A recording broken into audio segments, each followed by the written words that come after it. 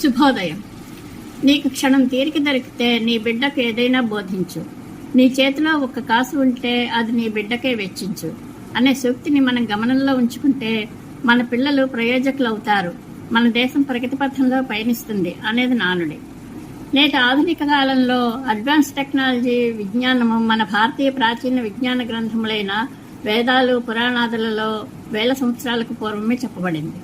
అదేవిధంగా విభిన్న పాత్రల మనస్తత్వాలను అనుసరించి సమాజంలో ఎలా మెలగాలో తెలియజేసే మహాభారతం, పురాణాలు, పంచతంత్రం, హితోపదేశం, కథాసరిత్సాగరం, బృహత్ కథలు మొదలైన గ్రంథాలలోని నీతిని, జ్ఞానాన్ని కలిగించే నీతి కథలు మన చుట్టూ గల ప్రపంచంలో జరిగే వాస్తవాలను అద్దం పట్టి చూపించే పిల్లల్ని, పెద్దల్ని అలరించి విజ్ఞానాన్ని, వినోదాన్ని కలిగించే కథలు చాలా ఉన్నాయి. మహాపండితుడైన విష్ణు శర్మ సంస్కృతంలో సుహృల్లాభము, సుహృచ్ఛేదము, కాకోలూకీయము, లబ్ధ ప్రణాశము, అసంప్రేకిత కారకము అనే 5 తంత్రములు పంచతంత్రం అనే పేరుతో రచించాను.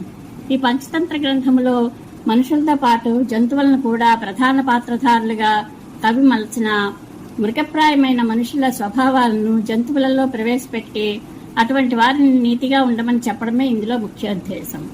ప్రతి నిత్యం మనం సందర్భానుసారంగా సామెతలు, సుభాషితాలు, సూక్తులు చెప్పుకుంటూనే ఉంటాము. ఈ పంచతంత్ర గ్రంథంలో మనకు సామెతలు, సుభాషితాలు, సూక్తులు అడుగడుగునా కనిపిస్తాయి. ఏ కాలంలోనైనా మనుషులకు నీతి ముఖ్యం అని ఉపదేశించేదే పంచతంత్ర గ్రంథము. ఈ కాలమే కాదు, ఏ కాలమైనా ప్రయోజనాత్మక విలువలు కలిగి ఉన్నదని చెప్పవచ్చు. భావితరాలకు సంబంధించి ఎందరో మనస్తత్వాలను ఆలోచించి ఆ మనస్తత్వాలకు తగిన పాత్రలను మహాభారతంలో రచన చేసినట్లుగా పంచతంత్రంలో కూడా అన్ని రకాల మనస్తత్వాలను మేళవించి చక్కగా వివరించడం జరిగింది. సంస్కృతంలో విష్ణు శర్మ రచించిన పంచతంత్ర గ్రంథమును తెలుగులో మిత్రలాభము, మిత్రభేదము, విగ్రహము, సంధి అని వాటిని నీతి చంద్రిక అనే పేరుతో అనువదింపబడింది. వెన్నెల ఏ విధంగా చీకటిని పారద్రోలి వెలుగునిస్తుందో అలాగే మనిషిలోని అజ్ఞానాన్ని పోగొట్టి వివేకాన్ని కలిగిస్తుందని నీతి చంద్రిక భావము. ఈ పంచతంత్ర గ్రంథమును మన దక్షిణాది భాషల్లోనే కాక Greek, German, Italy, Parsi, Spanish, Syria మొదలైన భాషలలో అనువదింపబడి మన దేశంలోనే కాక విదేశాలలో కూడా అత్యంత ప్రాచుర్యం పొందినవి ఈ పంచతంత్ర కథలు. ఈ కథలను మొన్నటి వరకు పిల్లలకు అమ్మమ్మలు, నానమ్మలు, తాతయ్యలు చెప్పేవారు. తరాలు మారుతున్నాయి, అంతరాలు ఏర్పడుతున్నాయి. అందరికీ ఉరకల పరుగుల జీవితం అయిపోయింది. పిల్లలను చేరదీసి కథలు చెప్పే ఓపిక, సమయం ఎవరికీ ఉండడం లేదు. పిల్లలు ఏమైనా అడిగితే టీవీలో cartoon movies, Masha and the bear లాంటివి పెడుతున్నారు. వాళ్ళు వాటికి అలవాటు పడి అవి పెడితే కానీ అన్నం తినడానికి కూడా పేచీ పెడుతున్నారు. అదే కాకుండా అవి చూసి పిల్లలు కార్టూన్ బొమ్మల్లాగే మెలికలు తిరుగుతున్నారు. రామాయణ, భారత కథలు, పురాణ కథలు మొదలైనవి పిల్లలకు చెప్పే ప్రయత్నం చేయకపోవడం వలన ఈ మధ్యన రాముడు ఎవరు, దేవుడున్నాడా, భారత కథలు అనేవి మాకు తెలియదు అనే స్థితికి ఈ తరం వారు వస్తున్నారు. రోజు కొంత సమయం పిల్లలకు కేటాయించి దగ్గర కూర్చోబెట్టుకుని నీతి కథలు చెప్తే వాళ్లకు మానసిక వికాసం కలుగుతుంది, పెద్దవాళ్లతో అనుబంధం ఏర్పడుతుంది. మన ప్రాచీన విజ్ఞానాన్ని ఈ తరం వారికి, భావితరాల వారికి తెలియజేయవలసిన బాధ్యత అందరికీ ఉంటుంది. ఇక ఈ పంచతంత్ర కథలు విష్ణు శర్మ ఏ సందర్భంలో ఎవరికి చెప్పాడు, ఆ కథలు, వాటిలోని నీతిని తెలుసుకుందాం. గంగా తీరమునందు సకల సంపదలు కలిగి పాటలీపుత్రమన్న పట్టణం ఉన్నది. ఆ పట్టణమును సుదర్శన రాజు పరిపాలిస్తున్నాడు. ఆయనకు సుఖ సౌఖ్యాలకు కొదువేమీ లేదు, కానీ ఏదో ఒక దిగులు లేకుండా మనిషి ఉండడు కదా. ఆయన దిగులు తన పిల్లల గురించి. ఆయన కొడుకులు బుద్ధిమంతులే గాని గారాబం వల్ల చిన్నతనం నుంచి ఎప్పుడూ ఆటలలో మునిగిపోయి మిగిలిన విషయాలు అశ్రద్ధ చేసేవాళ్ళు. వాళ్ళు సరిగ్గా చదువులు చదువుకొని శాస్త్రాలు నేర్చుకోవడం లేదని రాజుగారు ఎప్పుడూ దిగులు పడుతూ ఉండేవారు. ఓ రోజు రాజుగారు తన కొలువులో కూర్చుని వచ్చిన పండితులతో మాట్లాడుతుండగా ఒక విద్వాంసుడు వచ్చి 2 మంచి పద్యాలు చదివాడు.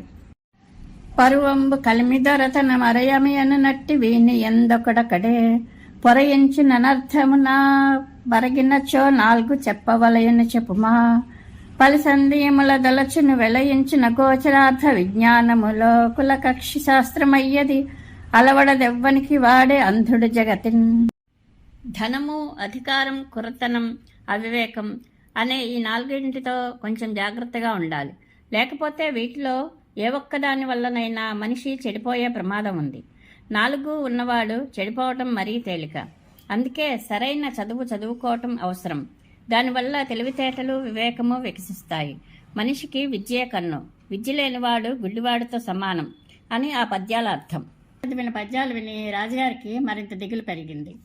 చదువు వదిలేసి ఎప్పుడూ తోటి పిల్లలతో ఆటలతో కాలక్షేపం చేసే తన పుత్రులు గుర్తుకొచ్చారు. తల్లిదండ్రుల మాట విని చక్కగా చదువుకొని మంచి పిల్లలు అనిపించుకున్న వాళ్ళ పిల్లలు కానీ మిగిలిన వాళ్ళు ఏం పిల్లలు?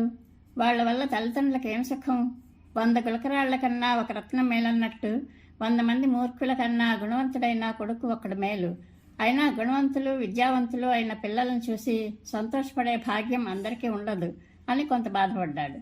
అంతలో ఆయనకు మరో ఆలోచన కూడా వచ్చింది. అసలైనా నేను ఇలా ఊరికే బాధపడి ఏం లాభం? నేను మంచి గురువుల చేత బాగా చదివిస్తానంటే నా పిల్లలు చదవనన్నారా? నేనే అశ్రద్ధ చేసి గారాబం చేసి వాళ్ళ చదువు విషయం నిర్లక్ష్యం చేస్తున్నాను. పిల్లలకు సరిగా చదువు చెప్పించే ప్రయత్నం చేయటం తల్లిదండ్రుల పని. సరైన గురువును చూచి పిల్లలను ఆయనకు అప్పగించకపోవడం నా తప్పు. పిల్లలను బాగా చదివిస్తే విద్వాంసులు అవుతారు తప్ప పుట్టుకతో విద్వాంసులు ఎక్కడా ఉండరు. ప్రయత్నం చేస్తే ఫలితం ఉంటుంది. ఊరికే ఆశపడటం వల్ల దిగులు పడటం వల్ల ప్రయోజనం ఉండదు. ఎంత సింహమైనా ఆహారం కావాలంటే వేటాడాలి, కానీ నోరు తెరుచుకుని పడుకుంటే ఆహారం నోట్లోకి దూరదు. కనుక మంచి గురువుని వెతకాలి అనుకున్నాడు. సభలో కూర్చున్న పండితుల్ని అడిగాడు. ఎప్పుడూ ఆటలలో మునిగి చదువు సంఖ్యలు లేకుండా తిరుగుతున్నా నా పిల్లల్ని చక్కగా నీతిశాస్త్రం నేర్పి వాళ్ళని మంచి దోవలో పెట్టగల వాళ్ళు మీలో ఎవరైనా ఉన్నారా అని. విష్ణుశర్మ అనే పండితుడు లేచి నిలబడ్డాడు. రాజా, అదంత కష్టం కాదని నేను అనుకుంటున్నాను. కొంగకు మాటలు నేర్పడం కష్టం, కానీ చిలకకు నేర్పడం కష్టం కాదు. మీ పిల్లలు రాజవంశంలో పుట్టిన వాళ్ళు. వజ్రాల గనిలో గాజు ముక్కలుండవు. మంచి వంశంలో గుణహీనులు పుట్టరు. కానీ ఎంత వజ్రాన్నైనా సానపడితేనే కాంతి వస్తుంది. కనుక ఓ 6 నెలలు మీ పిల్లల్ని నాకు అప్పగిస్తే నేను వాళ్లకు చక్కగా చదువు చెప్పి మంచి మార్గంలో పెడతాను అని అన్నాడు. మీలాంటి గురువుల దగ్గర విద్య నేర్చుకుంటే నా కుమారులు మంచి యోగ్యులవుతారు. పూలు కట్టిన దారానికి పూలవాసన అబ్బినట్టు సజ్జనులతో తిరిగిన సామాన్యులు కూడా సన్మార్గంలోనే మసులుతారు. మంచి సావాసంలో వారు వీరవుతారు. ఈ పిల్లలకు బాగా విద్య నేర్పి వీళ్ళ కళ్ళు తెరిపించండి అని రాజు తన పిల్లలను విష్ణుశర్మకు అప్పచెప్పాడు. విష్ణుశర్మ ఆ పిల్లల్ని తీసుకుని వెళ్ళి ఒక భవనంలో కూర్చోబెట్టుకుని, సరదాగా మీకు కొన్ని కథలు చెప్తాను. ఇవి మంచి నీతి కథలు. వీటిలో మిత్రలాభం, మిత్రభేదం, విగ్రహం, సంధి అని 4 భాగాలున్నాయి. మీరు శ్రద్ధగా వినండి అంటూ నీతి కథలు చెప్పడం ఆరంభించాడు. ముందుగా మిత్రలాభం కథలు చెప్తున్నాడు. రాజకుమారులారా, మన దగ్గర డబ్బు, మంది, మార్బలం లేకపోయినా మంచివాళ్ళు 4 మనకు స్నేహితులుగా ఉంటే అనుకున్న పనులు నెరవేర్చుకోవచ్చు. పాత రోజుల్లో ఓ కాకి, తాబేలు, జింక, ఎలుక స్నేహం చేసుకుని సుఖంగా బతికిన కథ ఒకటి ఉంది. అది మీరు విన్నారా అన్నాడు విష్ణుశర్మ. పిల్లలు కథలంటే చెవి కోసుకుంటారు కదా, గురువుగారు ఆ కథ ఏదో మాకు పూర్తిగా చెప్పండి అన్నారు రాజుగారి కొడుకులు. విష్ణుశర్మ కథ చెప్పడం మొదలుపెట్టాడు. అపాయంలో కపోతాలు. గోదావరి గట్టు మీద ఓ పెద్ద బూరుగి చెట్టు. ఆ చెట్టు మీద ఎన్నో పిట్టలు గూళ్ళు కట్టుకుని నివసించేవి. పగలు తిండి కోసం తిరిగి తిరిగి రాత్రికి గూటికి చేరేవి. ఆ పక్షులలో ఒక కాకి ఉండేది. దాని పేరు లఘుపతనకుడు. ఓ రోజు తెల్లవారుతుండగానే కాకి మామూలుగా నిద్రలేచింది. లేస్తుండగానే ఆ చెట్టు దగ్గరలో తిరుగుతున్న బోయవాడిని చూసింది. అయ్యో, పొద్దున్నే లేవగానే వీడి మొహం కనిపించింది. ఇదో అపశకునం. ఇవాళ ఏదో ఆపద కలగక తప్పేట్టలేదు. వీలైనంత తొందరగా ఈ గూడు వదిలిపెట్టి దూరంగా పోయి మళ్ళీ సాయంత్రం దాకా ఈ ఛాయలకు రాకూడదు. వీడి కంట్లో పడితే చంపేస్తాడు అని బయలుదేరబోయింది. బోయవాడు చెట్టు దగ్గరలో 2 గుప్పెళ్ళ నూకలు చల్లి వాటి మీద తన వల్ల పరిచేసి దూరంగా వెళ్ళి ఒక పొదలో దాక్కున్నాడు. ఆ నూకల కోసం ఏవైనా పిట్టలు వాలి వలలో పడగలవని వాడి ఆశ. కొంచెం సేపైన తర్వాత ఓ పావురాల గుంపు ఆకాశంలో ఎగురుతూ ఆ చెట్టు దగ్గరికి వచ్చింది. ఆ పావురాల గుంపుకు ఒక రాజు. అతని పేరు చిత్రగ్రీవుడు. చిత్రగ్రీవుడు నేల మీద చల్లిన నూకలు చూశాడు. ఎత్తు నుంచి వల కనబడలేదు. కానీ చిత్రగ్రీవుడికి అనుమానం వచ్చింది. ఈ అడవిలాంటి చోట నూకలు ఎలా వచ్చాయని. తోటి పావురాలతో ఇలా అన్నాడు. ఈ అడవిలో ఇలా నూకలు చల్లి ఉన్నాయంటే ఇందులో ఏదో మోసం ఉంది. మనం వీటికి ఆశపడకూడదు. అలా ఆశపడితే ప్రమాదం ఖాయం. ఆశపడి వెనకటికి ఓ బాటసారి అన్యాయంగా ముసలిపోలి చేతిలో చిక్కి చచ్చిపోయాడు. ఏమైందో తెలుసా? ఆ కథ చెప్తాను వినండి. ఓసారి ఒక ముసలిపులి ఒక చెరువులో స్నానం చేసి చేతిలో దర్భలు పట్టుకుని చెరువు దగ్గర కూర్చున్నది. ఎలా సంపాదించిందో గాని దాని దగ్గర ఒక బంగారు కంకణం ఉంది. అది చేతిలో పుచ్చుకొని కూర్చుని ఉంది. ఆ దోవంటే ఓ బాటసారి నడిచి వస్తున్నాడు. పులి బాటసారిని పలకరించి అతను భయపడుతుంటే భయపడొద్దని చెప్పింది. నాయనా, ఇదిగో ఈ బంగారు కంకణం నాకు ఉపయోగపడదు. దీన్ని నీలాంటి వాళ్ళకి ఎవరికన్నా దానం చేద్దామని ఇక్కడ కాచుకొని కూర్చున్నాను. నేను ముసలి పులిని. నా వల్ల నీకే భయమూ లేదు. వచ్చి కంకణం తీసుకువెళ్ళు అని పిలిచింది. బాటసారికి బంగారం చూడగానే ఆశ కలిగింది. ఈరోజు నా అదృష్టం బాగుంది, అందుకే అయాచితంగా బంగారు కంకణం దొరుకుతున్నది అనుకుని బాటసారి ధైర్యం చేసి కొంచెం దగ్గరికి వచ్చాడు. ఇదిగో చూడు బంగారు కంకణం, మేలిమి బంగారం ఎలా మెరుస్తుందో అని పులి చేతిలో కంకణాన్ని ఊపుతూ బాటసారిని మరింత ఊరించింది. మరింత దగ్గరికి వెళ్ళటానికి బాటసారి జంకాడు. బంగారం మేలిమి బంగారమే కానీ నువ్వే క్రూర జంతువువి, నిన్ను నమ్మడం ఎలా అన్నాడు. పులి అన్నది, ఓ బాటసారి, నేను చిన్నప్పుడు చాలా పాపాలు తప్పుడు పనులు చేశాను. ఎన్నో ఆవుల్ని ఎంతమందినో మనుషుల్ని చంపి తినేశాను. నా పాపాల వల్లే నా భార్య పిల్లల్ని పోగొట్టుకున్నాను. ఏకాకిని అయిపోయాను. ఓ రోజు ఒక పుణ్యాత్ముడు కనిపించాడు. జీవితంలో ఇక ముందెప్పుడు అలాంటి పాపాలు చేయకుండా మంచిగా బతకమని ఉపదేశం చేశాడు. ఆ రోజు నుంచి నేను జీవహింస చేయకుండా పవిత్రంగా బతుకుతున్నాను. పైగా ఇప్పుడేమో పూర్తిగా ముసలితనం వచ్చేసింది. పళ్ళు ఊడిపోయినాయి, గోళ్ళు లేవు, మునుపట్ల బలం లేదు. నా వల్ల నీకే ప్రమాదము లేదు. నన్ను నమ్ము, నువ్వేమో పేదవాడివి. మంచివాడివి కనుక నీకు నా దగ్గరున్న బంగారం దానం చేసి పుణ్యం సంపాదించుకుంటాను. నువ్వు ఈ చెరువులో స్నానం చేసి వచ్చి ఈ దానం పుచ్చుకో. బాటసారికి ఇది విని ఆశ మరీ పెరిగింది.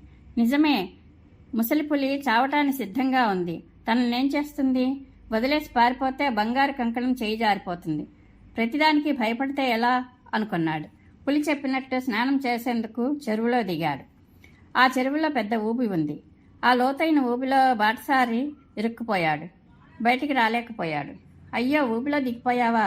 నేను బయటికి లాగుతాను, చెయ్యి ఇవ్వు అన్నది పులి. బాటసారి పులి చేతిలో చిక్కిపోయాడు. పులి అతన్ని చేపట్టుకుని లాగేసి చంపి తినేసింది. బాటసారి ఆశకిపోయి అలా ఊబిలో చిక్కుకుపోతే అతని వెంబడి పరిగెత్తే బలం పులికి లేదు. అందుకే అది ఎత్తివేసింది. దురాశ వల్ల బాటసారి పులికి బలి అయిపోయాడు. అంచేత తొందరపడి ఏ పని చేయరాదు. ఆలోచించి పనులు చేసుకుంటే ప్రమాదాల్లో చిక్కుకోకుండా చల్లగా బతకొచ్చు. పదండి వెళ్ళిపోదాం అన్నాడు చిత్రగ్రీవుడు. ఆ పావురాలు గుంపులో ఓ ముసలి పావురం ఉంది. చిత్రగ్రీవుడి మాటలు విని అది పెద్దగా నవ్వింది. ఏమి పిరికిరాజువయ్యా, పిచ్చి పిచ్చి కథలు చెప్తున్నావు? ఇలాంటి సందర్భాల్లో వయసు మళ్ళిన నాలాంటి అనుభవజ్ఞుని మాట వినాలి. ఊరికే ప్రతి విషయానికి ఇలా భయం పెట్టుకోకూడదు. ప్రతిదానికి భయపడితే తిండి ఎలా దొరుకుతుంది? తిండి లేకుండా బతకటం ఎలా? అసూయ పడేవాడు, అన్నీ అసహించుకునేవాడు, ఎప్పుడూ విచారిస్తూ కూర్చునేవాడు, కోపిష్టివాడు, ప్రతిదానికి సందేహించేవాడు, పరుల సొమ్ము తిని బతికేవాడు అనే ఈ 6 రకాల మనుషులకు ఎప్పుడూ దుఃఖమే కలుగుతుంది. సుఖంగా ఉండాలంటే ఈ గుణాలు వదిలేయాలని పెద్దవాళ్ళు చెప్తారు. అందుచేత సందేహించడం మాని కిందికి దిగి ఆ నూకలు కడుపు నిండా తిందాం పదండి అంది. పావురాలన్నీ ఆ మాట మీద బిలబిలా దిగిపోయి నూకల కోసం ఆశపడి బోయవాడు పన్నిన వలలో చిక్కుకుపోయాయి. చూశారా, దురాశ వల్ల ఎంత ప్రమాదమో! అన్నీ తెలిసిన వాళ్ళు, తెలివైన వాళ్ళు కూడా అప్పుడప్పుడు దురాశపడి ఆపదలలో చిక్కుకుంటారు. కానీ దాంతో కథ అయిపోలేదు. మిగిలిన కథ తరువాయి భాగంలో తెలుసుకుందాం.